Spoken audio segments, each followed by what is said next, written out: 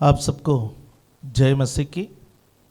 एक सप्ताह के अंतराल के बाद फिर से परमेश्वर के वचन को लेकर के आपके सामने खड़ा होने के लिए परमेश्वर ने जो मौका मेरे जीवन में दिया है, उस मौके के लिए मैं प्रभु का धन्यवाद करता हूं।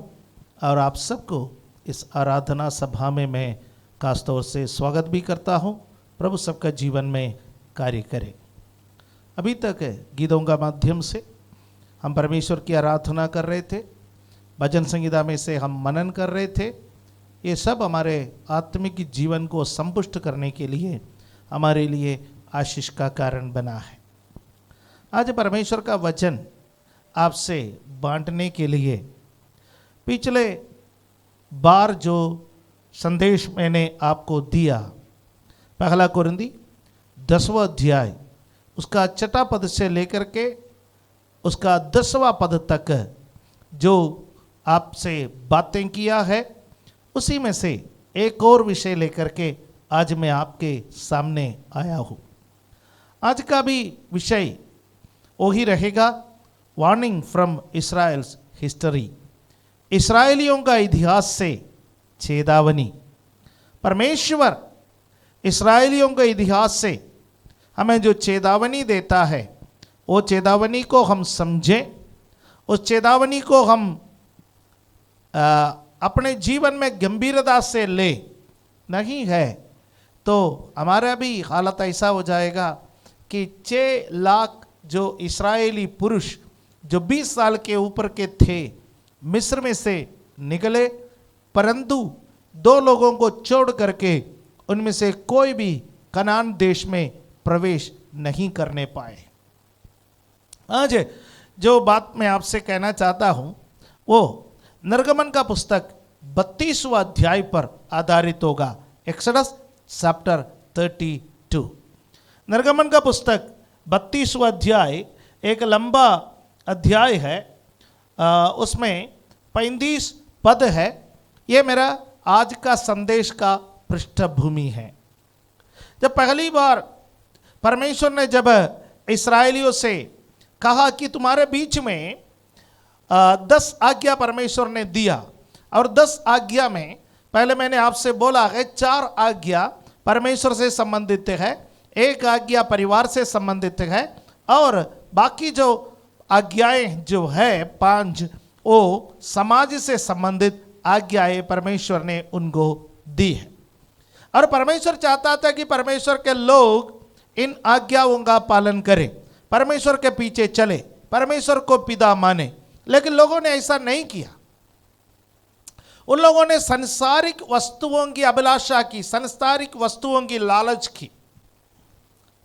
उसके बाद दूसरा काम उन्होंने जो परमेश्वर को अप्रसन्न करने के लिए या क्रोधित करने के लिए जो कार्य किया है वो मूर्ति पूजा में लिप्त हो गए। और हम जानते हैं कि मिस्र में जब इस्राएली लोग रहे, इस्राएली लोग मूर्ति के बारे में अच्छी तरह से जानते थे। मिस्र के लोग अलग अलग प्रकार के मूर्तियां बनाते थे और उन मूर्तियों की सेवा करते थे या उसकी पूजा करते थे। और परमेश्वर ने इस कारण इस्राएलियों को मिस्रियों से अलग रखा। परमेश्वर जीवित परमेश्वर है। परमेश्वर कहता है कि मैं अपनी महिमा किसी और को नहीं दूंगा, मैं मूर्ति को अपनी महिमा नहीं दूंगा, किसी मनुष्य को अपनी महिमा नहीं दूंगा, किसी जानवर को अपनी महिमा नहीं दूंगा, क्योंकि मैं सर्वशक्तिमान परमेश्वर हूं। तब 10 आज्ञा परमेश्वर ने इस्राएलियों को दिया। उसका पहला 2 आज्ञा यदि आप ध्यान दें, उसमें परमेश्वर ने इस्राएलियों से कहा तू मुझे छोड़कर दूसरे को ईश्वर करके नहीं मानना। और दूसरा आज्ञा परमेश्वर ने जो इस्राएलियों को दिया वो आज्ञा ये है कि कोई मूर्ति खोद करके ना बनाना, ना उसकी उपासना करना। और उसमें परमेश्वर ने एक्सप्लेनेशन भी दी। परमेश्वर ने कहा ना आकाश के यानी सूरज चंद्रमा तारागण होंगे, ना इस पृथ्वी के। उसमें क्या क्या आता है? पृथ्वी में मनुष्य आता है, जानवर आता है, पक्षी आता है, और भी अनेक चीजें उसमें आता है। समुद्र का कोई मछली या कोई समुद्री जीव का मूर्ति बना करके उपासना करना वो भी परमेश्वर के सामने एक अपराध है, क्योंकि परमेश्वर चाहता था कि परमेश्वर के लोग आत्मा और सच्चाई में उसकी आराधना करें।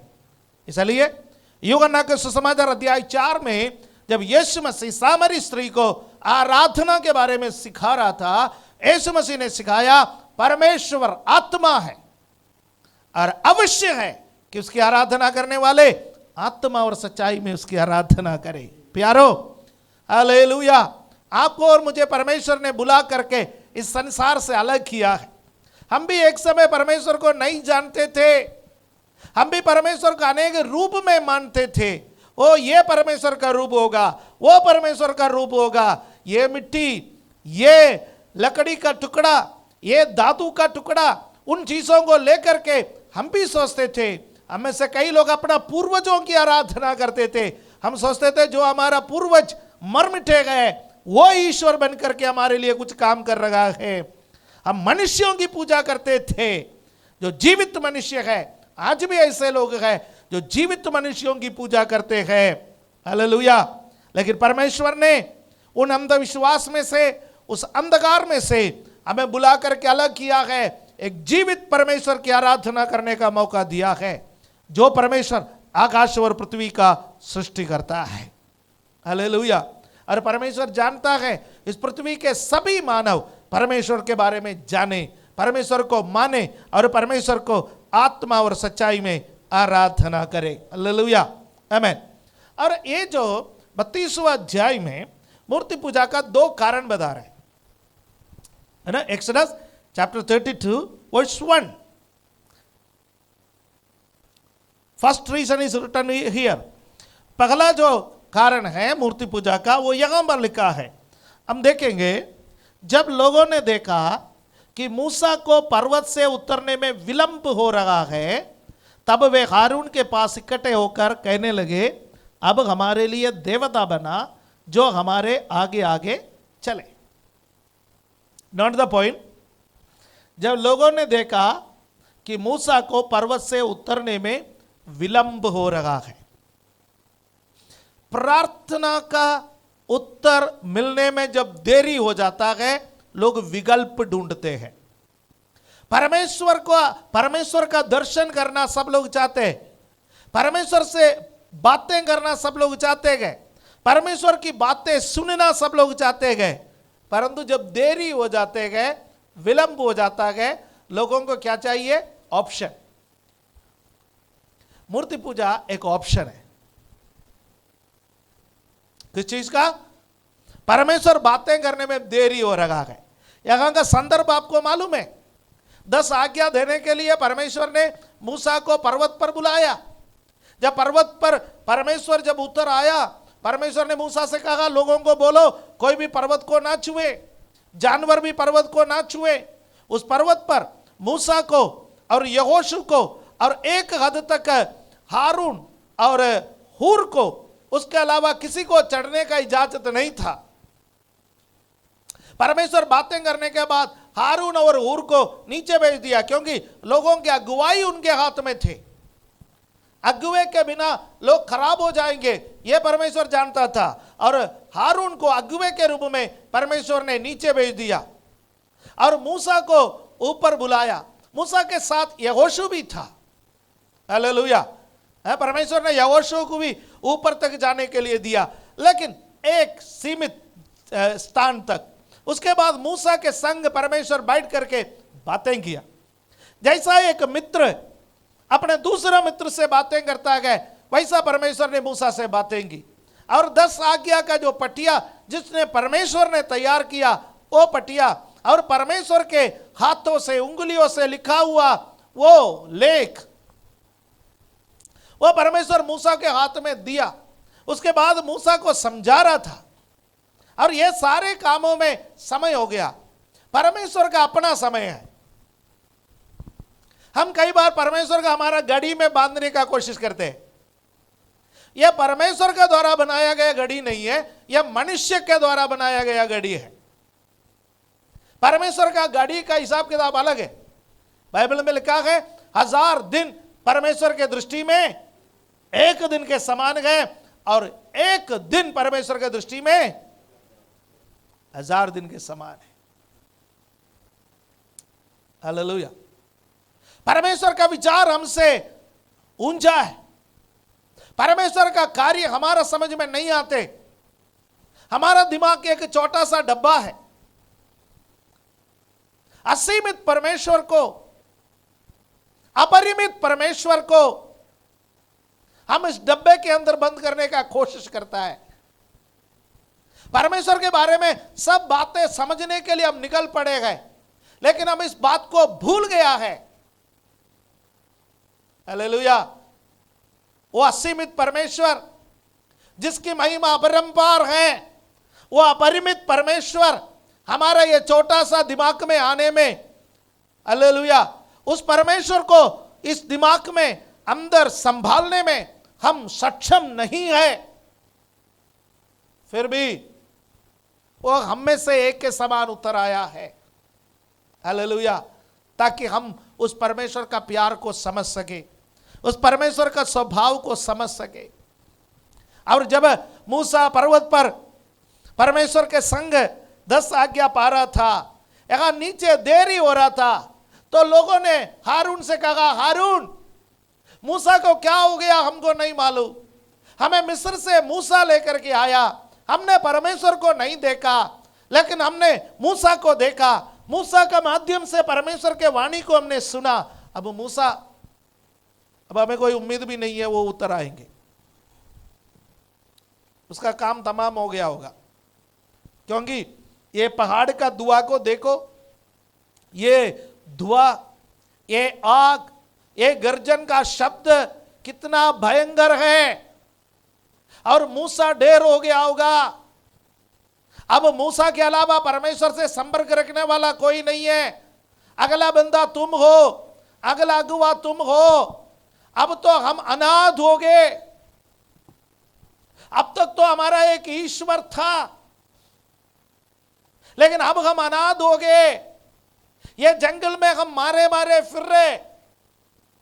हमको एक ईश्वर चाहिए, हमको एक देवता चाहिए।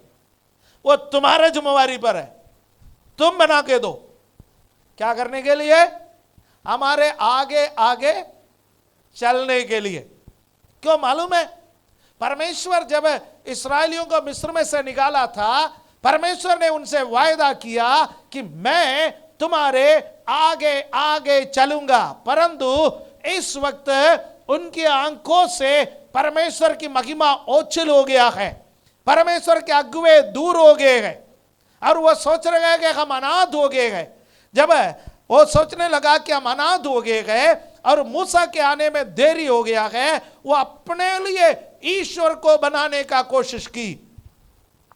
मूर्ति पूजा का आरंभ, यदि आप देखा जाए, मूर्ति पूजा का आरंभ है मनुष्य जिन चीजों से डरते थे उसकी उपासना करने लगे।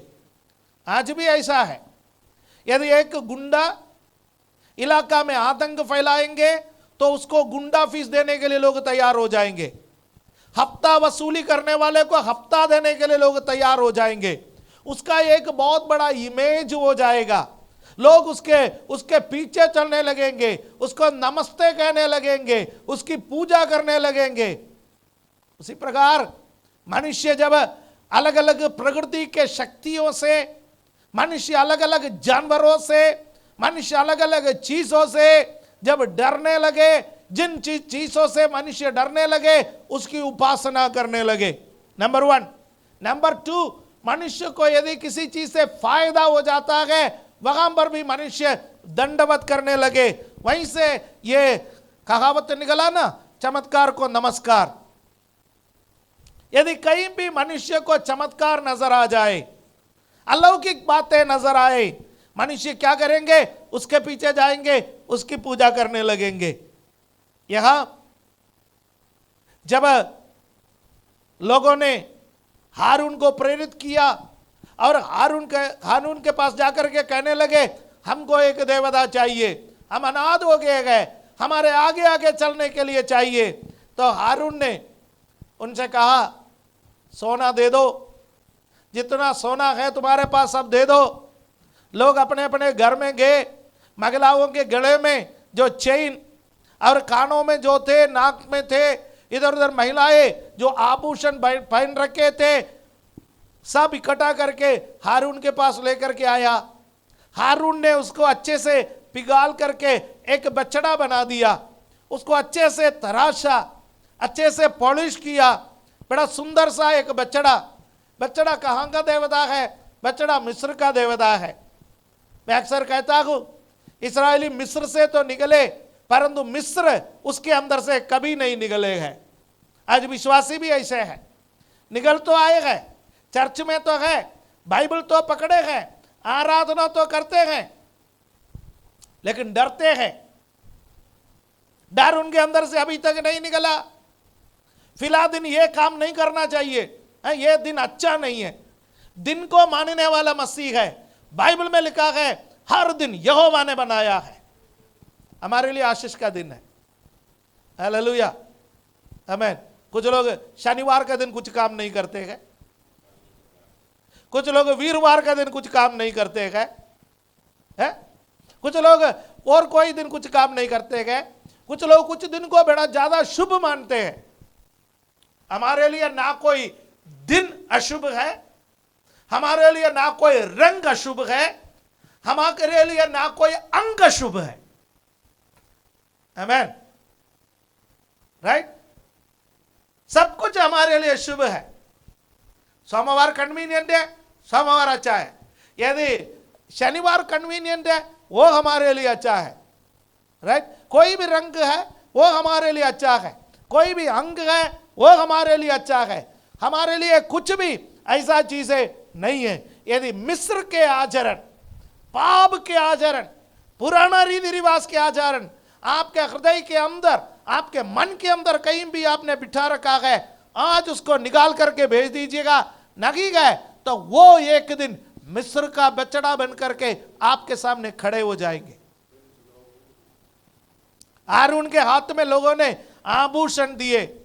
हारून ने वो सोने को पिघाल करके मिस्र का एक बछड़ा बनाया। उस बछड़ा बना करके उसके लिए एक वेदी भी बनाए और उसके सामने उत्सव मनाने लगे।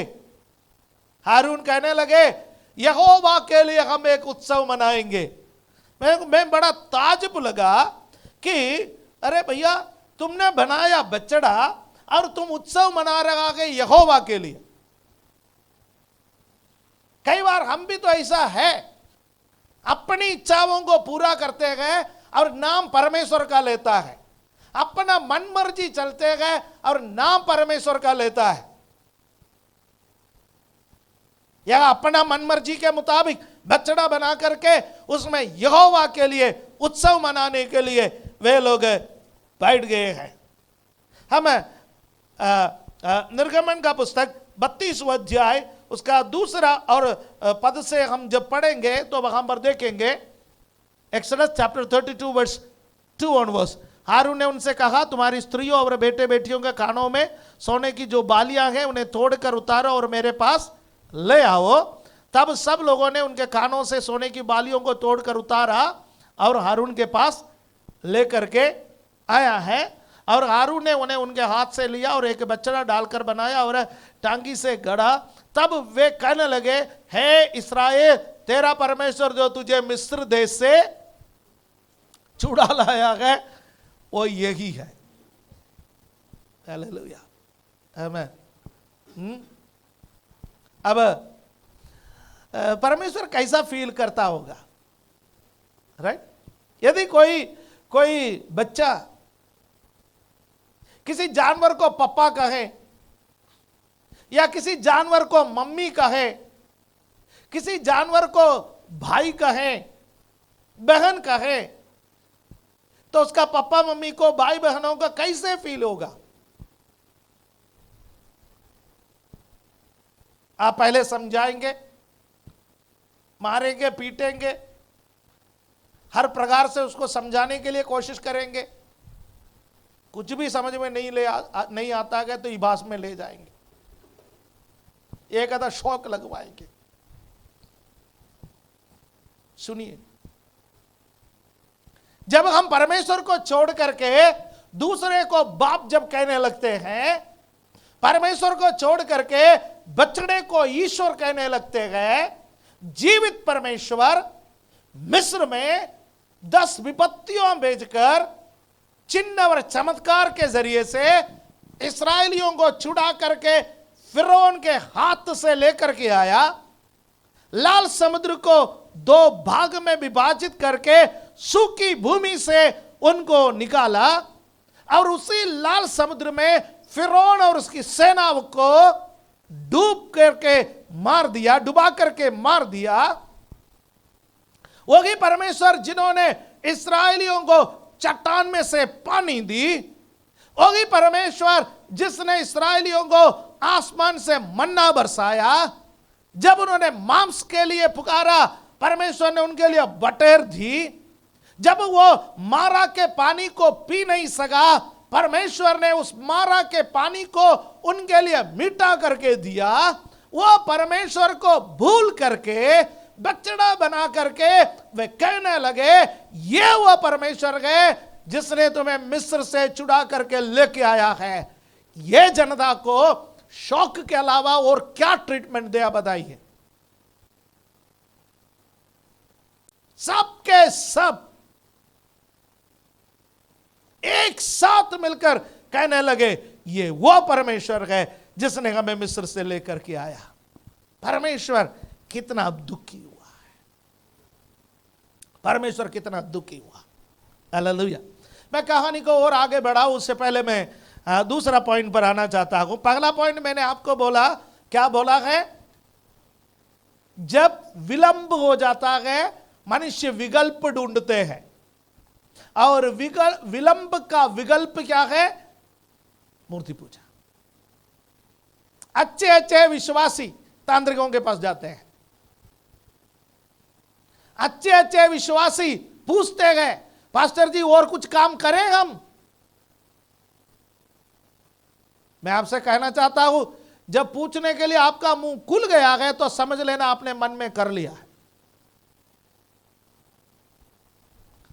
थोड़ा सा कठिन लगेगा आपको, लेकिन जब आपने पूछ भी लिया तो समझ लीजिए आपका मन के कोने में कहीं ना कहीं ये बैठा हुआ है। चाहे रिश्तेदारों का दबाव हो, चाहे मित्रों का दबाव हो, चाहे किसी और का दबाव हो। हालेलुया। शद्रक मेशक अबेदनगो विकल्प नहीं ढूंढे। उन्होंने कहा हमारा परमेश्वर जीवित परमेश्वर है, हमारा परमेश्वर अब्राहम, इसहाक और याकूब का परमेश्वर है। वो परमेश्वर राजा तेरे हाथ से हमें छुड़ा सकता है, आग का बट्टे में से हमें छुड़ा सकता है। यदि ना भी छुड़ाए, उस परमेश्वर के लिए मरना हमारे लिए मंजूर है। प्यारो, विश्वास विश्वास विश्वास जो कहते हैं ना, प्राण त्यागने तक विश्वास योग्य बने रहना, उसको विश्वास कहते हैं। हालेलुया। फायदा के लिए कभी यीशु, फायदा के लिए कभी बछड़ा, फायदा के लिए कभी ये, फायदा के लिए वो। जगह फायदा मिले वहां भागने वाला विश्वासी नहीं है। हालेलुया। हम फायदा के लिए नहीं आए हैं, हम अनंत जीवन के लिए आए हैं। जब हम अनंत जीवन के लिए आते हैं, परमेश्वर हमारी जरूरतों को पूरा करेंगे। इसलिए मुझे सुनने वाले मेरे प्यारे भाई बहनों, अपना विश्वास जीवन को आज आप जांच लीजिए। आपका जीवन में कई बातों के लिए विलंब हो रहा होगा, प्रार्थना का उत्तर मिलने के लिए देरी हो रहा होगा, आप जो उम्मीद कर रहे थे उसके लिए देरी हो रहा होगा, आपका स्वप्न पूरा होने में देरी हो रहा होगा। परंतु देरी होने से भी परमेश्वर की उपस्थिति में बने रहने के लिए आप तैयार हैं, तो परमेश्वर एक दिन आपको पुकारेंगे, हे मेरे विश्वास योग्य दास। यदि देरी का वजह से आप और कोई विकल्प ढूंढोगे, और कोई तरीके में चले जाओगे, तो उसको परमेश्वर कहता है कि आपने मुझे छोड़ दिया और बछड़े के पीछे चला गया। और दूसरा कारण है उसका 25वां आयत में, एक्सोडस चैप्टर 32 वर्स 25, उसका 25वां आयत में लिखा हुआ है, 32 का 25 निर्गमन। हारून ने उन लोगों को ऐसा निरंकुश कर दिया ताकि वे अपने विरोधियों के बीच उपहास के योग्य हुए। इसमें से आप क्या समझे? जब आप इसके पृष्ठभूमि पढ़ करके आते हैं तो मूसा वहां पर नहीं था। मूसा के बाद कमान हारून के हाथ में था। हारून को परमेश्वर ने मूसा का असिस्टेंट बना करके रखा। बाद में वो महायाजक बना। और यदि मूसा नहीं है तो इस्राएलियों का अगुवाई करने का जिम्मेवारी हारून पर है। लेकिन हारून ने अपने जिम्मेवारी को नहीं उठाया और लोगों को निरंकुश छोड़ दिया। लोगों के ऊपर नियंत्रण नहीं रखा। लोगों को विश्वास के दायरे में नहीं रखा। आजकल बहुत सारे अगुवे ऐसे हैं, जब अगुवे लोगों को निरंकुश छोड़ते हैं लोग नाश हो जाते हैं। एक बार भी हारून ने मना नहीं किया। एक बार भी हारून ने लोगों से नहीं कहा हम प्रार्थना करेंगे, हम इंतजार करेंगे और इंतजार करेंगे। परमेश्वर धोखा देने वाला नहीं है। पीछे हमने परमेश्वर के आश्चर्य कर्मों को देखा। उन्होंने नहीं कहा, उन्होंने लोगों को निरंकुश छोड़ दिया, फ्रीडम दिया। आज कलीसिया में लोग चाहता क्या है? फ्रीडम। सबको क्या चाहिए? आजादी हमें चाहिए। आज कलीसियाओं के अंदर नारा लग रहे हैं। एक समय था मसीहत अपने अनुशासन के लिए जाना जाता था। लोग अपने बच्चों को कॉन्वेंट स्कूल में पढ़ाना चाहते थे। क्यों कॉन्वेंट स्कूल में पढ़ाना चाहते थे? क्योंकि कॉन्वेंट स्कूल में अनुशासन थे। कलीसिया के अंदर अनुशासन थे। मसीहत में अनुशासन था। लेकिन आज मसीही लोग निरंकुश है। हालेलुया। पिछले दिनों में एक स्टेट में से दूसरा स्टेट में आया हुआ एक परिवार मेरा एक मित्र पासवान के कलीसिया में चला गया। और जब मित्र पासवान के कलीसिया में चला गया और लोगों ने कहा हमें बपतिस्मा लेना है, और बपतिस्मा लेने से पहले जैसा सिखाया जाता है, बाइबल सिखाया जाता है, बपतिस्मा के लिए जब बाइबल सिखाया गया, प्रार्थना में भाग लेने लगे, तो वो परिवार धीरे धीरे कलीसिया में आना छोड़ दिया। और पासवान को भी कहा अब प्लीज हमारे घर में हमें इतना टाइम नहीं मिल रहा है, बहाना बहाना बहाना बहाना बोल दिया। और पासवान समझ गए ये कुछ बहाना बोल रहे। एक दिन वो उनका घर गए, बात करने लगे। उनसे कहा आप पहले ऐसा नहीं थे, पहले आप बाइबल पढ़ते थे, प्रार्थना करते थे, परमेश्वर के पीछे चलते थे। अब बपतिस्मा लेने के लिए जब से सीखने लगा तब आपका जीवन में ये फर्क आया। उन्होंने कहा देखिए जी, आप जो जो बातें बता रहे हैं, हम पहले जिस चर्च में जाते थे वहां पर वो बातें नहीं है। वहां तो वो पास्टर हमसे नहीं पूछते सोमवार से लेकर के शनिवार तक कैसा जीवन बिता रहे। वो पास्टर हमसे नहीं पूछते आप कहां कहां घूम रहे, आप कहां कहां जा रहे, आप किस चीज से मिल रहे, आप क्या क्या काम कर रहे। उनको कोई मतलब नहीं है। उनको खाली हम इतवार का दिन जाते थे, ऑफरिंग देते थे, आते थे, प्रार्थना करवाते थे, उनको इतना मतलब है। लेकिन आप जो अनुशासन सिखा रखा है हम नहीं रह सकते जी। आजादी चाहने वाले एक पीढ़ी। कोरोना ने लोगों को और आजादी दे दी। मनपसंद कलीसिया चुन सकते, मनपसंद पास्टर चुन सकते, कानों को अच्छा लगने वाला वचन चुन सकते, क्योंकि सब फेसबुक में हो गया, सब यूट्यूब में हो गया, सब जूम में हो गया, सब ऑनलाइन हो गया। ये आजादी हमें पाप की ओर ले जाएंगे, ये आजादी हमें नाश की ओर ले जाएंगे। हम आजाद नहीं हैं। मसीहत के अंदर दायराएं हैं। हमें अपना बाउंड्रीज पर रहना है। हमें अपना दायरे को कभी पार नहीं करना है। हम मसीह के दास हैं। हालेलुया। अब पौलुस प्रेरित के पत्रियां निकाल करके पढ़ करके देख लीजिए, उसमें पौलुस प्रेरित लिखते हैं मसीह का दास, मसीह का दास, मसीह का दास। वहां पर जो शब्द इस्तेमाल किया गया है वो है एक गुलाम का शब्द, डूलोस पद इस्तेमाल किया गया है। उसका अर्थ है मैं मसीह का एक गुलाम हूं। मसीह जो चाहता है मेरे जीवन में वो हो। मेरा बाल बनाने में एक मसीहत है, मेरा कपड़ा पहनने में एक मसीहत है, मेरा चलन में एक मसीहत है, मेरा बात करने में एक मसीहत है, मेरा सब बातों में एक मसीहत है। हालेलुया। लेकिन आज हम क्या चाहते हैं? हम आजादी चाहते हैं। जब आजाद छोड़ दिया जाए तो मनुष्य मूर्ति पूजा के तरफ जाते हैं। मेरे प्रचार के अगले भाग में आप समझेंगे, आज का ही अगले भाग में, ठीक है। ये पहला जो है वो मैं एक्सोडस 32 से है, और नेक्स्ट भाग जो होगा वो मैं प्रैक्टिकल चीज़ों के बारे में जब बता दूंगा तो इस आज़ादी के बारे में आप ज़्यादा समझोगे।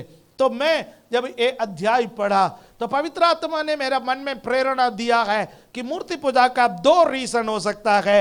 एक, लोगों को प्रार्थना का उत्तर मिलने में विलंब हो रहा है, स्वप्न पूरा होने में विलंब हो रहा है, और लोग मूर्ति पूजा के तरफ मन मोड़ रहा है। और दूसरा, आजादी, जरूरत से ज्यादा आजादी हमारे हाथों में मिला हुआ है। वो किसने दिया? अगुओं के द्वारा दिया है। हालेलुया। और ये आजादी हमें मूर्ति पूजा की तरफ लेकर के गया है। अब निर्गमन 32 का 5 और 6 पढ़ने का समय किस प्रकार उस बछड़े की उन्होंने उपासना की, देखो बहुत इंटरेस्टिंग स्टोरी है। किस प्रकार उनकी उपासना है आप देख लीजिए 5 और 6, एक्सोडस चैप्टर 32 वर्स 5 और 6। ये देखकर हारून ने उनके आगे एक वेदी बनाई और ये प्रचार किया, कल यहोवा के लिए पर्व होगा। किसके लिए पर्व? यहोवा के लिए। किसके सामने मनाया जा रहा है? हाँ, कई लोग सब कुछ यीशु मसीह का नाम से ही करते हैं, परंतु उसी दिन करेंगे। एक दिन पहले भी नहीं करेंगे, एक दिन बाद में भी नहीं करेंगे, उसी दिन करना है। किसका नाम से करेंगे? यीशु का नाम से। कुछ बहन लोग पूरे दिन उपवास बैठेंगे किसका नाम से? यीशु का नाम से। एक दिन पहले क्यों नहीं बैठता है? एक दिन बाद में क्यों नहीं बैठते? समझदारों के लिए धन्यवाद। भाई के घर उसी दिन जाएंगे ना, एक दिन पहले जाएंगे एक दिन बाद में जाएंगे किसके नाम से? यीशु के नाम से। कुछ लोग बोलते हैं कि हम लोग सब कुछ प्रार्थना करके ही करते हैं। हमारा कुछ मसीह लोग हैं दारू भी प्रार्थना करके पीते हैं।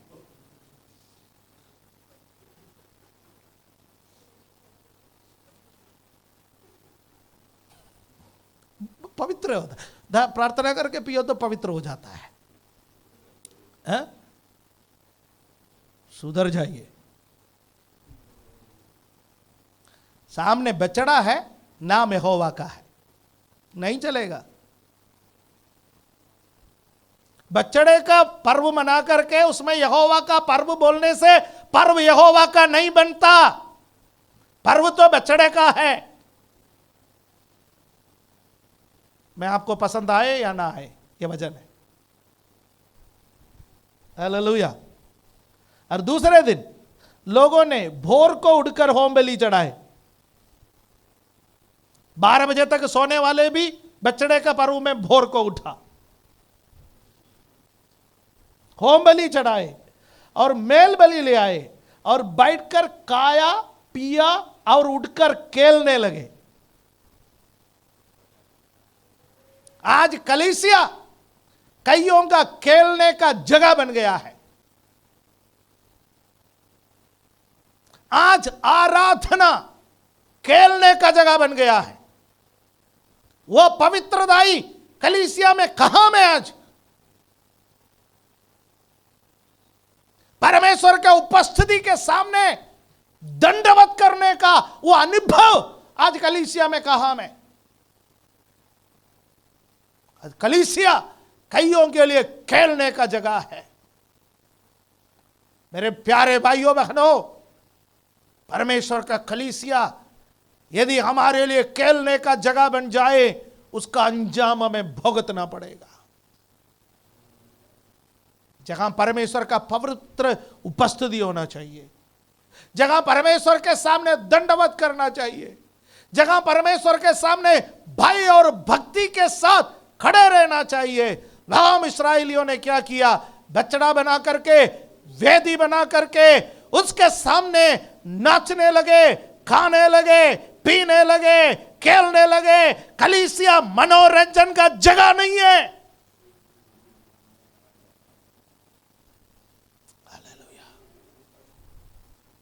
आजकल कई लोग पॉप स्टार के सामने जैसा व्यवहार करते हैं कि वैसा कलीसियाओं में व्यवहार करते हैं।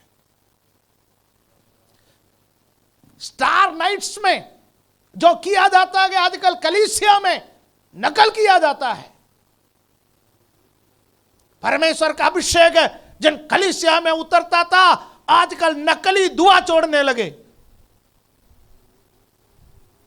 वो लाइट्स, वो मैजिक, वो डिस्को, वो डांस आराधना का स्थान ले लिया। ये बछड़े की उपासना है, ये परमेश्वर की आराधना नहीं है। इस पर प्रभु प्रसन्न होने वाला नहीं है। हर प्रकार का आराधना में परमेश्वर प्रसन्न होता तो वह कैन की आराधना में भी प्रसन्न होता। गलतफहमी में मत रहिए कि हर प्रेज़ द लॉर्ड में यीशु प्रसन्न है, हर जय मसीह में वो प्रसन्न है, हर गीत पर वो प्रसन्न है। नो, यहां इस होम बलि और इस मेल बलि जो इस्राएलियों ने उस बछड़े के सामने चढ़ाया, यहोवा का नाम लेकर के, उस पर यहोवा प्रसन्न नहीं हुआ। हालेलुया। आपको थोड़ा कठिन लगेगा, लेकिन मेरे प्यारे भाइयों बहनों, यह सच्चाई है।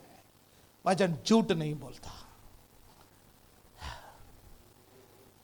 वचन में लिखा है, लोग बैठकर खाया पिया और उठकर खेलने लगे। ऊपर से परमेश्वर देख रहा है। 32 वर्स 8, निर्गमन 32 का 8 में परमेश्वर देख रहा है। और परमेश्वर ने क्या कहा? और जिस मार्ग पर चलने की आज्ञा मैंने उनको दी थी, उसको झटपट छोड़कर उन्होंने एक बछड़ा डालकर बना दिया, फिर उसको दंडवत किया और उसके लिए बलिदान भी चढ़ाया। और यह कहा, है इस्राएलियों, तुम्हारा परमेश्वर जो तुम्हें मिस्र देश से छुड़ा ले आया है, ये है। परमेश्वर मूसा से बात कर रहे हैं, मूसा तू यहां पर मुझे निखार करके बैठा है, तू यहां पर मेरी उपासना कर रहा है, तू यहां पर मेरी बातें सुन रहा है, लेकिन जिनको तू मिस्र से छुड़ा करके लेके आया, वो जनता क्या कर रहा है? वो जनता हल्लेलुया खेल रहा है, कूद रहा है, नाच रहा है और बछड़े के सामने ओ बलि चढ़ा रहा है। उन्होंने मुझे झटपट छोड़ दिया, थोड़ा सा परेशानी में छोड़ दी, थोड़ा सा विलंब में छोड़ दी, मेरे उपकारों को भूल गए, किन कठिनाइयों से मैंने उन्हें छुड़ा करके लाया वो भूल गए। 400 वर्ष के गुलामी से, 4 पीढ़ी के गुलामी से मैं उनको छुड़ा करके लेकर के आया, वो उस बात को भूल गए। कई बार हमारे जीवन में भी ऐसा है, परमेश्वर हमें कहां से छुड़ा करके लेके आया हम भूल जाते हैं। आगे छोटे छोटे बातें आता गए, हम परेशान हो जाता गए, हम कहते गए मेरे लिए बछड़ा ढूंढो, मेरे लिए बछड़ा ढूंढो, मेरे लिए बछड़ा ढूंढो। मैं मेल बलि चढ़ाना चाहता हूं, मैं होम बलि चढ़ाना चाहता हूं। प्यारो, परमेश्वर की आराधना बछड़े की आराधना नहीं है, उसमें पवित्रता है, उसमें डिसिप्लिन है, उसमें अनुशासन है। हालेलुया। ओ मैं वहां पर कहानी को छोटा करना चाहता हूं, क्योंकि मैं सेकंड पार्ट आज नहीं बताऊंगा तो अगले सप्ताह वो समझ में नहीं आएगा। मुझे आज ही सेकंड पार्ट बताना है। इसलिए एक्सोडस चैप्टर 32 वर्स 28 वहां पर क्या हुआ है देख लीजिए। इसका परिणाम, बछड़े के उपासना का परिणाम निर्गमन 32 का 28 में लिखा गया। एक्सोडस चैप्टर 32 वर्स 28 उसमें लिखा गया, मूसा के इस वचन के अनुसार लेवियों ने किया और उस दिन 3000 के लगभग लोग मारे गए। आराधना का अंत मौत पर समाप्त हो जाए, तो वो कौन सी आराधना है? परमेश्वर प्रसन्न होने के बजाय आराधना में परमेश्वर क्रोधित हो जाए, तो वो कौन सी आराधना है?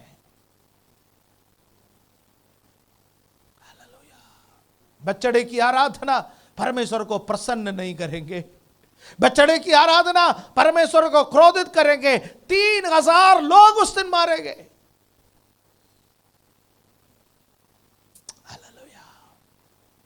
Result of idolatry is God's punishment. मैं चाहता हूं कि आप उसका आखिरी पद को भी पढ़ करके देखिए, 32 का 35, इसके साथ उसको भी जोड़ करके देख लीजिए।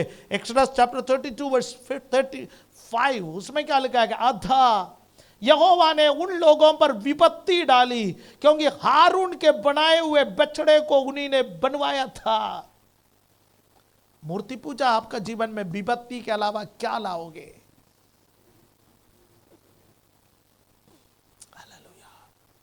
ओ जीसस। हमें एक पॉइंट और बता करके मैं आगे बढ़ूं। परमेश्वर ने इस्राएलियों को संपत्ति दी, वे गुलाम थे। भोजन के अलावा उनको कोई पैसा नहीं मिलता था। फिरौन इस्राएलियों को गुलाम बना करके रखा था। उनको खाने को मिलता था और उसके बदले में वो ईंट बना करके देते थे उनको। मिस्र के लिए भंडार गृहों को बनाते थे, मिस्र में पिरामिड्स बनाते थे वे लोग। और परमेश्वर जब उनका छुटकारे के विषय में सोचा, तो परमेश्वर ने कहा मैं मेरे लोगों को खाली हाथ जाने नहीं दूंगा। इसलिए परमेश्वर ने बोला ब्याज समेत मैं तुम्हारे लिए क्या करूंगा, तुम्हारा मजदूरी दे दूंगा। परमेश्वर जब देता है, ब्याज समेत देता है, थोड़ा इंतजार आपको करना पड़ेगा, लेकिन जब वो देता है कि ब्याज समेत देता है, आपका मेहनत को किसी को खाने नहीं देंगे वो। हालेलुया। आज कुछ लोगों का मेहनत को दुनिया खा रहे हैं, कुछ लोग खा रहे हैं, लेकिन यकीन मानिए आपका मेहनत को किसी को खाने प्रभु नहीं देगा। जब आपको वापस देगा वो ब्याज समेत लौटा देगा। इस्राएलियों का मेहनत को वो लोग खाते रहा मिस्री। और परमेश्वर ने बोला सब उत्सव मनाने के लिए जाने से पहले परमेश्वर से मांगो। हालेलुया। क्या मांगो? सॉरी, परमेश्वर ने कहा अपने अपने पड़ोसियों से, मिस्रियों से ऑर्नामेंट्स मांगो, सोना मांगो, कपड़ा मांगो। सब दे दिया, 1.5 सारे सोना इकट्ठा हो गए। और मेरे विचार में परमेश्वर ने यह सोना जो दिया वो 2 कारण से दिया। Number 1, to build the tabernacle, to build the tabernacle. मिलाप वाला तंबू को बनाना था, और मिलाप वाला तंबू को बनाने के लिए सोना चाहिए था। और परमेश्वर के लोगों के पास सोना था ही नहीं। बिना दिए परमेश्वर कैसा मांग सकता है? बिना आपको देते परमेश्वर नहीं मांगता। परमेश्वर यदि आपसे कुछ मांगेगा तो पहले से दिया है, ढूंढो। तो परमेश्वर को मालूम था मरुस्थल में मिलाप वाला तंबू बनाने के लिए सोने की जरूरत पड़ेगा। उस वक्त मुझे अपने लोगों से मांगना पड़ेगा। यदि अपने लोगों से मांगना है तो मुझे उनको पहले से देना है। परमेश्वर ने उनको एडवांस में सोना दिया और मिलाप वाला तंबू बनाना, नंबर 1। नंबर 2, जब परमेश्वर जानता है कि इस्राएली लोग मिस्र में प्रवेश करेंगे, उनके पास कोई जमा पूंजी नहीं होंगे।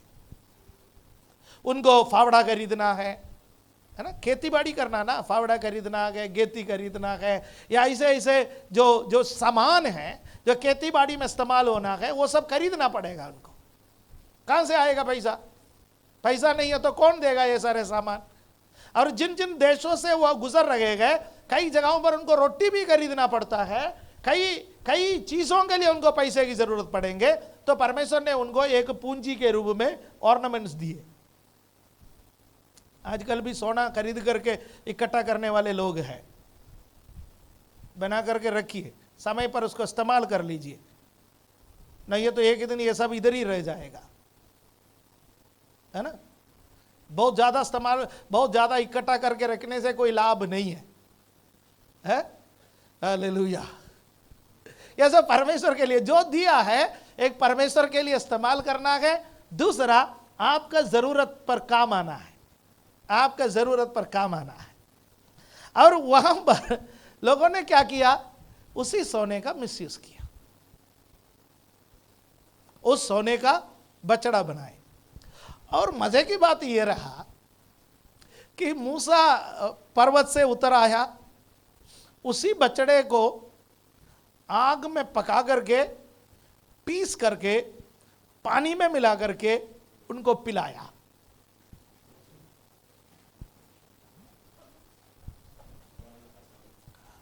है ना। वही तभी से ऋषि मुनियों ने सीखा है कि सोना बहुत लाभकारी चीज है। च्यवनप्राश में भी मिलाने लगे सोने का भस्म। राइट, कोई बात नहीं। मेरा कहने का मतलब है कि वेस्ट होने नहीं दिया, उन्हीं को पिला लिया। लेकिन जिन्होंने भी पिया, जिन्होंने भी पिया, सब ऊपर पहुंच गया। 3000 लोग मारे गए। मैं आपको एक चेतावनी देना चाहता हूं, वो ये है, परमेश्वर आपके हाथ में कोई संसाधन दिया है, उसको नाश होने मत दो। उसको संसार में बछड़ा बना करके नष्ट मत करो। वो परमेश्वर का सेवा के लिए परमेश्वर ने आपको दिया, नंबर 1। नंबर 2, आपके जरूरतों के लिए दिया। हालेलुया। मेरा पैसा परमेश्वर का सेवा के लिए, मेरे जरूरतों के लिए। मेरी गाड़ी परमेश्वर की सेवा के लिए, मेरी जरूरतों के लिए। मेरा मकान परमेश्वर की सेवा के लिए और मेरी जरूरतों के लिए। नंबर 1 परमेश्वर की सेवा, दूसरा हमारे इस्तेमाल। अब मैं निर्गमन छोड़ रहा हूं, इसको आप लोग पढ़ना, पढ़ करके बार बार पढ़ना, बार बार पढ़ना। परमेश्वर कई प्रकार के प्रकाशन आपको देंगे इसको पढ़ने से। पहला कोरिन्थी 10वां अध्याय उसका 7वां पद को पढ़ेंगे, फिर पद 14 को पढ़ेंगे, फिर आधुनिक मॉडर्न डे आइडल्स, आधुनिक मूर्तियों के बारे में हम 10 मिनट चर्चा करेंगे। पहला कोरिन्थी 10वां अध्याय उसका 7वां पद। और ना तुम मूरत पूजने वाले बनो, जैसे कि उनमें से कितने बन गए थे। जैसा लिखा है, लोग खाने पीने बैठे और खेलने कूदने उठे। हम यहीं से शुरू किया था, ये आपको याद होगा। अब उसका 14वां पद 14, इस कारण है मेरे प्यारो, मूर्ति पूजा से बचे रहो। आइडल्स, जो मूर्तियां एक्सटर्नल है, बाहर के हैं, पहचानना बहुत आसान है। जो मूर्तियां बाहर है, घरों में है, दीवारों में है, खोखों में है, मेज पर है, ये सब पहचानना बहुत आसान है। वो इतना उपद्रव करता नहीं है, उसको जहां रखते हैं वहां बैठ जाते हैं, चाहे वो मरियम का ही क्यों ना हो, यीशु का ही क्यों ना हो। यदि यीशु का ही मूर्ति बना करके कहीं टेबल पर रखेंगे, वो कोई नुकसान नहीं करेगा, चुपचाप बैठ जाएंगे। लेकिन जो मूर्ति चलता फिरता है, वो बहुत खतरनाक है। और चलता फिरता मूर्ति हमारे अंदर है। फिर से कहना चाहता हूं, जो मूर्तियां एक्सटर्नल बाहरी है, वो इतना नुकसान नहीं करता, क्योंकि वो जगह रखते हैं वहां बैठ जाते हैं। लेकिन कुछ मूर्तियां हमारे अंदर है, वो हमारे संग चलते फिरते रहता है। मैंने ढूंढा ये मूर्ति पूजा क्या है, मूर्ति क्या है, तब मुझे एक एक्सप्लेनेशन मिला। वो है an idol is when something or someone becomes more important to us than God. जब कोई व्यक्ति या कोई वस्तु या कोई चीज परमेश्वर से ज्यादा हमारे लिए महत्वपूर्ण बन जाता है तो हमारे लिए एक मूर्ति बन जाता है। यानी परमेश्वर से ज्यादा हम किसी भी चीज को महत्व देंगे, वो हमारे अंदर बैठ करके एक मूर्ति का रूप धारण कर लेंगे और वो हमसे कहेंगे बो बिफोर मी, मेरे सामने दंडवत करो। उनमें से कुछ चीजें मैंने 6 चीजों को लिखा है। 6 चीजों को एक्सप्लेन करने के लिए टाइम नहीं है। एक्सप्लेनेशन आपके भावनाओं के लिए मैं छोड़ रहा हूं या आपके कल्पनाओं के लिए मैं छोड़ रहा हूं। आप सोच करके उसको एक्सप्लेन करना। मैं उसको खाली नाम दूंगा, उसका उदाहरण मुझे बाइबल में से है। यदि मैं उन उदाहरणों को ढूंढते ढूंढते या बताते बताते रहूंगा तो कई सप्ताह लग जाएगा। इसी वजह से मैं खाली नाम आपके सामने बोलूंगा, आपको मालूम है, उसको मैंने केवल टॉपिक दिया है, इतना ही है। नंबर 1, पैसा, मनी। जब पैसा हमारे लिए परमेश्वर से ज्यादा महत्वपूर्ण लगे तो समझ लेना वो हमारे लिए एक मूर्ति है। वो हमारा मन में बैठेंगे और हमें कंट्रोल करेंगे। राइट? आज दुनिया पैसे के पीछे चलते चलते चलते क्या आ जाता है? लालच, ग्रीड, लोभ। इसलिए बाइबल में लिखा गया रुपए का लोभ सब प्रकार का बुराइयों का जड़ है। 2 सप्ताह पहले हमने मनन किया। पैसा। आज एक ऐसा जमाना आ गया है, कंज्यूमरिज्म, उपभोक्तावाद। सब चीजों को कंज्यूम करो, सब चीजों का इस्तेमाल करो, इवन मनुष्यों को भी। क्या करने के लिए? पैसा। सबको क्या चाहिए? पैसा। आज लोग किसकी उपासना कर रहा है? पैसे की उपासना कर रहा है। एक दुकान में जाइए, उसका बोनी करवाइए। जो पैसा सबसे पहले उसका हाथ में जो नोट आता है वो कहां कहां नहीं छुआता।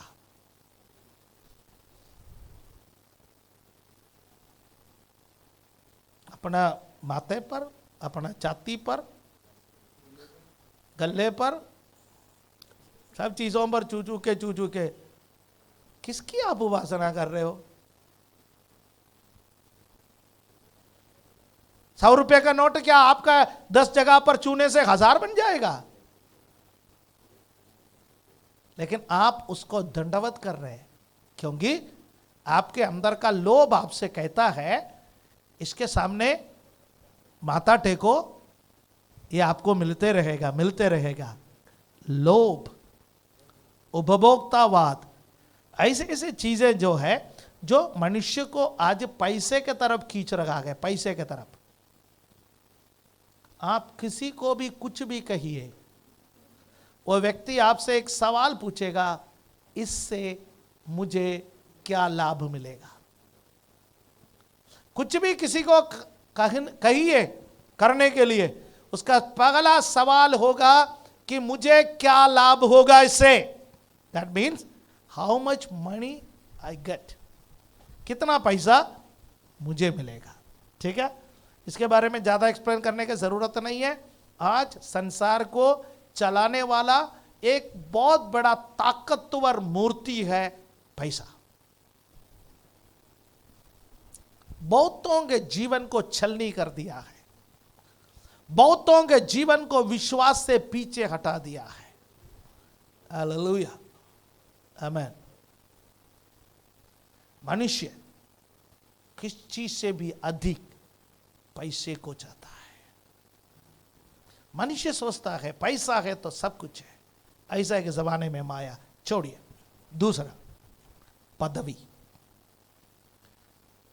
पैसा और दूसरा पदवी। पदवी में क्या क्या आता है देखते हैं। मनुष्य अपना पहचान बनाने का कोशिश में है, अपना पहचान बनाने का। मेरा एक अलग पहचान हो, मैं प्रशस्ति पाने का कोशिश करता है। परमेश्वर से ज्यादा पदवी को महत्व देता है, तो वो पदवी हमारे लिए एक मूर्ति है। आप मुझे बताइए, इस पदवी में एक मनुष्य कितने वर्ष रह सकते हैं? कोई प्रेसिडेंट बन जाए, कितने साल रहेंगे? ट्रंप को देखिए, अमेरिकन प्रेसिडेंट था, एक बार प्रेसिडेंट बना और दूसरी बार प्रेसिडेंट बनने के लिए उनके अंदर वो पदवी के तरफ व्हाइट हाउस खाली करना भी नहीं चाहता था। क्या क्या हंगामा हुआ कि हमने देखा। दो पक्षों के बीच में, यदि वह दोबारा भी प्रेसिडेंट बन जाता तो कितने साल और रह सकता है? कोई प्रधानमंत्री बन जाता तो कितने साल रहेगा? एक ना एक दिन तो छोड़ के तो जाना है ये कुर्सी। कईयों का तसली तो यही है।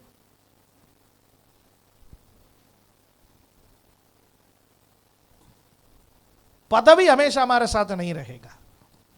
कुछ लोगों के लिए पढ़ाई, परमेश्वर नहीं चाहिए मैं पढ़ूं, क्योंकि पढ़ाई सब कुछ है।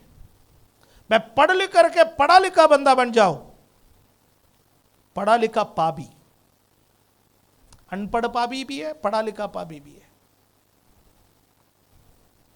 अनपढ़ धर्मी भी है, पढ़ा लिखा धर्मी भी है। हमारे लिए सबसे ज्यादा जरूरत परमेश्वर है। मेरा पढ़ाई से ज्यादा इंपॉर्टेंट परमेश्वर है। कुछ लोगों के लिए अपना नौकरी, मेरा नौकरी मेरे लिए बहुत इंपॉर्टेंट है। आपके लिए मेरे लिए नौकरी इंपॉर्टेंट नहीं है, आपके लिए मेरे लिए परमेश्वर इंपॉर्टेंट है। भले मैं नौकरी छोटा करूं, मेरा पढ़ाई से कम का नौकरी करूं, फिर भी मेरा परमेश्वर मेरे साथ है। हालेलुया, मैं सौभाग्यशाली हूं। कुछ लोगों के लिए अपना इमेज, तो ये सब पोजीशन या पदवी में आता है। पदवी में क्या क्या आता है? एक्सेट्रा एक्सेट्रा आप जोड़ सकते हैं। अपना पहचान आता है, अपना पढ़ाई आता है, अपना नौकरी आता है, अपना इमेज आता है।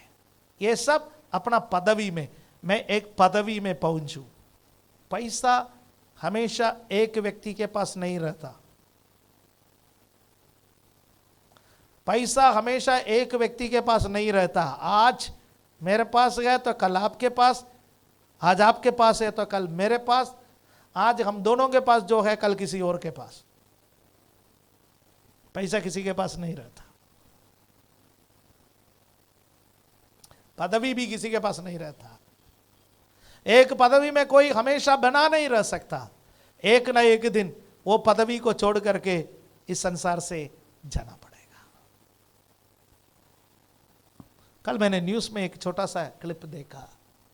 एक आईपीएस ऑफिसर को कांस्टेबल वालों ने कैसा धकेल करके, पूर्व आईपीएस अधिकारी को खींच खींच करके, और वो चिल्ला रहा कि मैं नहीं जाऊंगा, मैं ऐसा नहीं जाऊंगा, मैं वैसा नहीं जाऊंगा।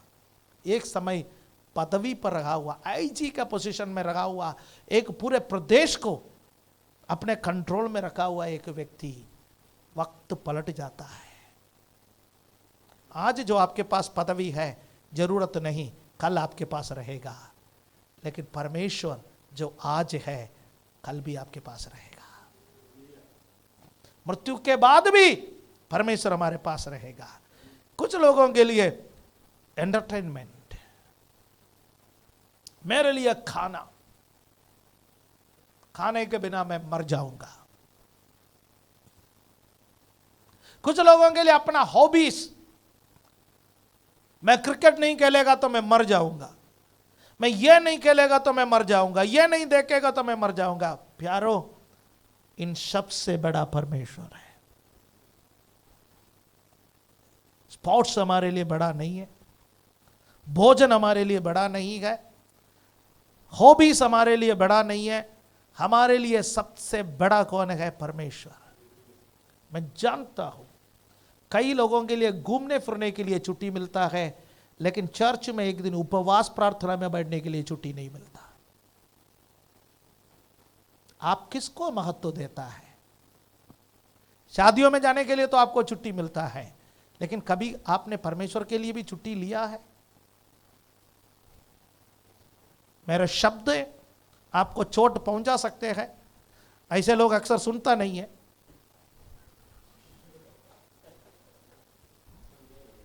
परिवार वाले सुन रहे तो उनको समझा दीजिए।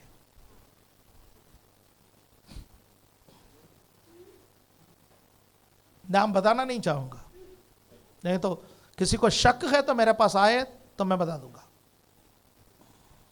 लोगों को घूमने फिरने के लिए छुट्टी मिलता है, मनोरंजन के लिए छुट्टी मिलता है, फिल्म देखने के लिए छुट्टी मिलता है, बाकी सब बातों के लिए छुट्टी मिलता है, परमेश्वर के लिए समय नहीं है। आपका मूर्ति मनोरंजन है, आज तोड़ दो उसको, आज निकाल दो उसको, आज फेंक दो उसको। ये बछड़ा नहीं है तो आपके लिए हानिकारक बनेगा। कुछ लोगों का बछड़ा कंफर्ट, आराम। आराम आराम में क्या क्या आता है देते हैं? सबसे पहले आराम में आता है कि बॉडी। कुछ लोग अपना शरीर को इतना महत्व देते हैं, एक बाल सफेद हो जाए बहुत टेंशन,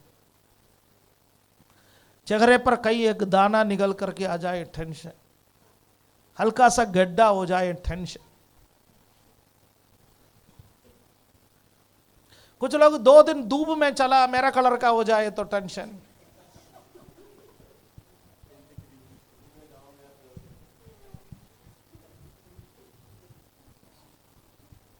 अरे ये तो एक दिन डब्बे में बंद होने वाला है, यदि आप इजाजत दोगे तो। ये पता नहीं कौन किसको कौन से डब्बे में बंद करेगा। ये सब नाश होने वाला चीजें है, इतना महत्व मत दीजिए इस चीज को, इस शरीर को इतना महत्व मत दीजिए। आप कितना अच्छा दिखे, कितना स्मार्ट दिखे, कितना सुंदर दिखे, बहुत गुड, बहुत अच्छा है, लेकिन ये सब नाशवान है। कुछ लोग अपना शरीर को सजाने संवारने के लिए हजारों रुपए खर्च करते हैं। खर्च कर लीजिए, क्योंकि कुछ लोगों का घर परिवार उसी से चलता है। जरूरत है, जरूरी है, क्योंकि जब हम व्यय करोगे, जब हम खर्च करोगे, तभी तो किसी का कल्याण होगा, किसी को अच्छा होगा। डिजायर्स, हमारी इच्छाएं, प्राप्त करने की इच्छा है। मेरे पास ये चाहिए, क्राविंग्स, मुझे ये चाहिए। जब हम हमारी इच्छाओं परमेश्वर को सौंप दें तो यीशु जैसा बनेंगे हम। प्रभु तेरी इच्छा मुझ पर पूरी हो जाए। मेरा मकान बड़ा होना है, छोटा होना है, आपकी इच्छा। मेरी गाड़ी कौन सी होना है, आपकी इच्छा। कैसे नौकरी करना, आपकी इच्छा। कैसे पढ़ाई करना, आपकी इच्छा। कैसे में चलना, आपकी इच्छा। परमेश्वर जगह आपकी महिमा हो, उसमें मुझे इस्तेमाल कर। Desires, submit your desires. earthly pleasure, कुछ लोग संसार का हर प्रकार का आनंद उठाना चाहते हैं। संसार का हर प्रकार का आनंद हमारे लिए नहीं है, एक विश्वासी के लिए नहीं है। एक विश्वासी के लिए उन सब चीजों में सीमाएं हैं। तो मैंने 4 बातें बोला, मनी पैसा, पोजीशन पदवी, एंटरटेनमेंट मनोरंजन, 4 कंफर्ट आराम, 5th वन एडिक्शन लत। किसी के लिए सोशल मीडिया का एडिक्शन, खाने के बिना जी सकता है, फोन के बिना नहीं जी सकता। थोड़ी देर के लिए नेट टूट जाए, सिग्नल गायब हो जाए, हम जी नहीं सकते। सुबह हमारा भी सिग्नल उड़ गया, इसलिए हम कुछ लेट हो गए। एडिक्शन, नए नए सामान खरीदने का एडिक्शन, नए नए कपड़े खरीदने का एडिक्शन। कितना आमदनी है, कहीं नहीं लगता। मैं चेन्नई जा रहा था, तो सुप्रीम कोर्ट का एक वकील था, हमारे बगल में बैठा था। और वकील के साथ बैठना कितना कठिन है मुझे समझ में आया। अब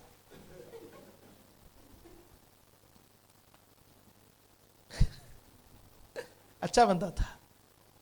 बात करते बोला, सर मेरे पास एक केस है। वो केस है एक तलाक का।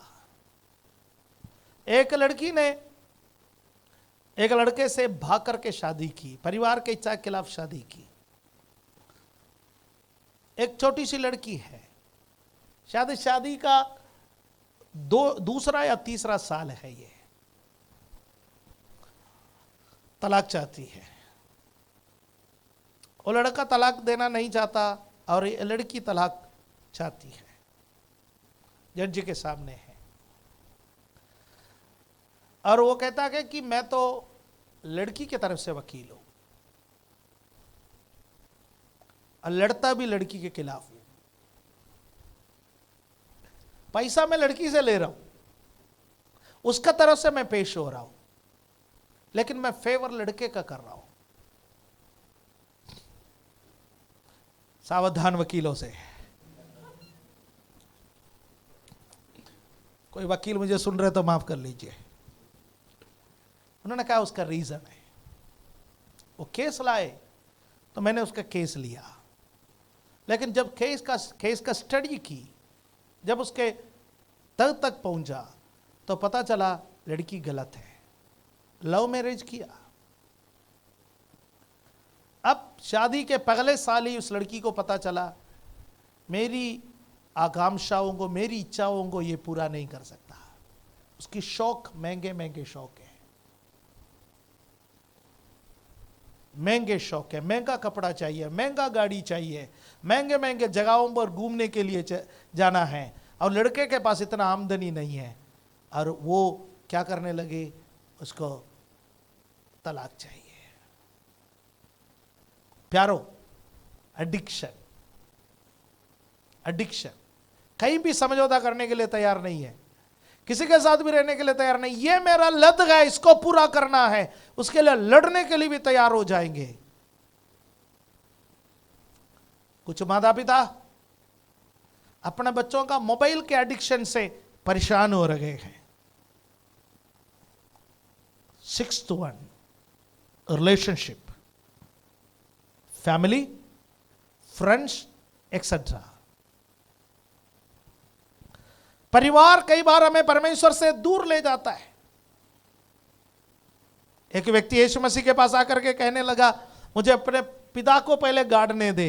उन्होंने कहा, मरे हुओं को अपने मुर्दे गाड़ने दे, तू जाकर के परमेश्वर का राज्य का सुसमाचार सुना।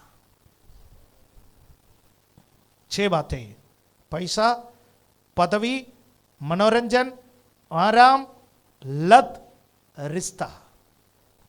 कई बार रिश्ता हमें परमेश्वर से दूर करता है। कोई भी रिश्ता परमेश्वर से बढ़कर नहीं है। मेरा पहला रिश्ता मेरे प्रभु के साथ, जिसने मुझे जीवन दिया, जिसने मुझे इस पृथ्वी पर सुरक्षित रखा, जिसके पास मुझे वापस जाना है। मेरा पहला रिश्ता उस प्रभु के साथ, बाकी सारे रिश्ते बाद में आता है। 4 सवाल आपके लिए। कैसा पता चलता है कि आपके आइडल, आपके मूर्ति कौन सी है? कैसा हम उसको पहचान सकते हैं? Number 1, where do I spend my time?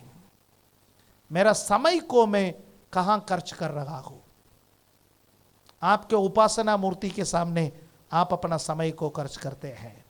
यदि आपका उपासना मूर्ति आपका मोबाइल फोन है, तो आपका ज्यादा से ज्यादा समय मोबाइल फोन पर होंगे। आपका उपासना मूर्ति सोशल मीडिया है, तो आपका ज्यादा से ज्यादा समय सोशल मीडिया में है। आपका उपासना मूर्ति कोई व्यक्ति है, तो आप उसके सामने ज्यादा से ज्यादा समय खर्च करेंगे? Where do I spend my time? दूसरा सवाल, where do I spend my money? मैं अपना पैसा कहां खर्च कर रहा हूं? मेरे मूर्ति को, मेरा उपासना मूर्ति को खुश करने के लिए मैं पैसा खर्च करता हूं। कुछ लोग अपना ज्यादा से ज्यादा पैसा कापी के बराबर कर लेता है, उसका उपासना मूर्ति उसका पेट है, जिसका इंचस हर साल बढ़ते हैं।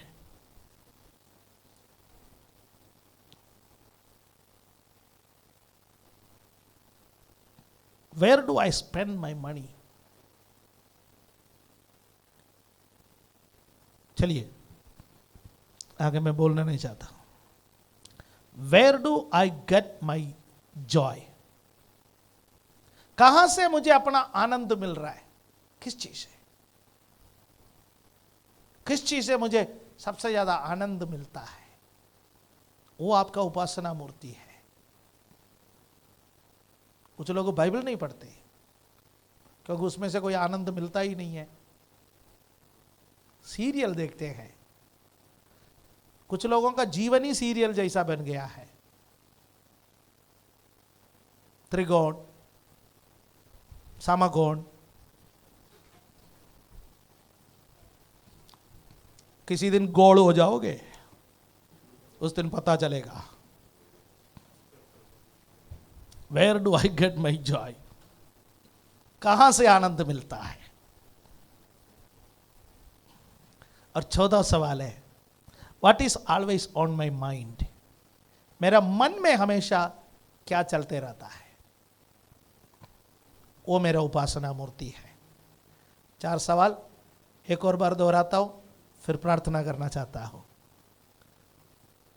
नंबर 1, मैं मेरा अधिकांश समय कहां खर्च करता हूं?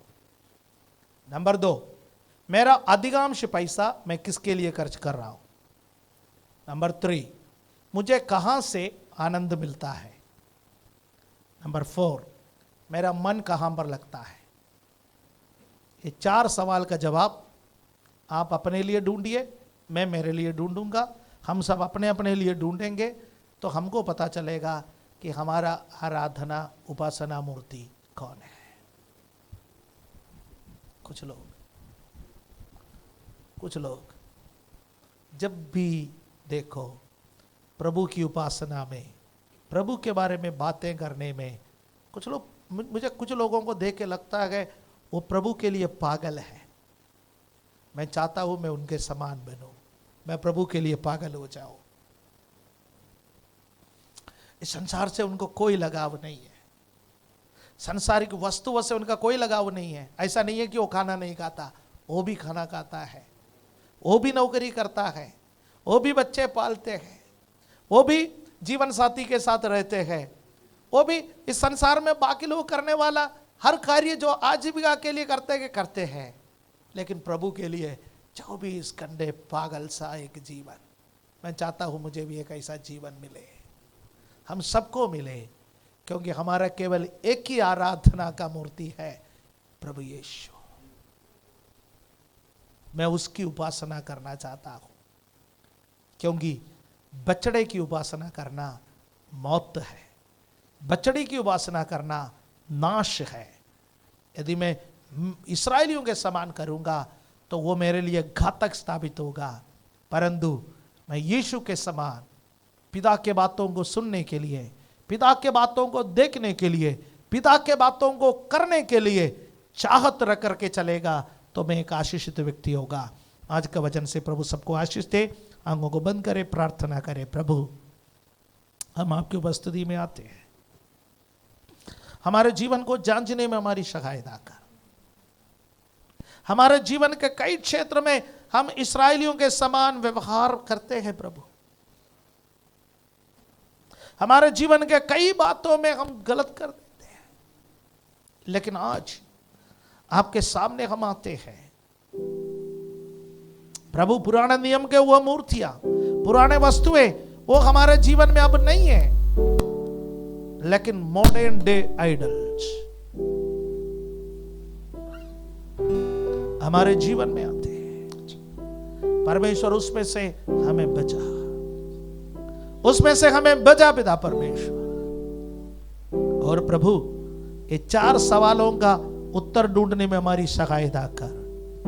हमारा समय को हम कहां खर्च करते हैं, पैसे को कहां खर्च करते हैं, आनंद को कहां ढूंढते हैं, हमारा मन में हमेशा क्या चलता है, इन बातों पर आप राज करें। धन्यवाद देता है प्रभु यीशु मसीह का पवित्र नाम से इस प्रार्थना को मांगते हैं, आमीन।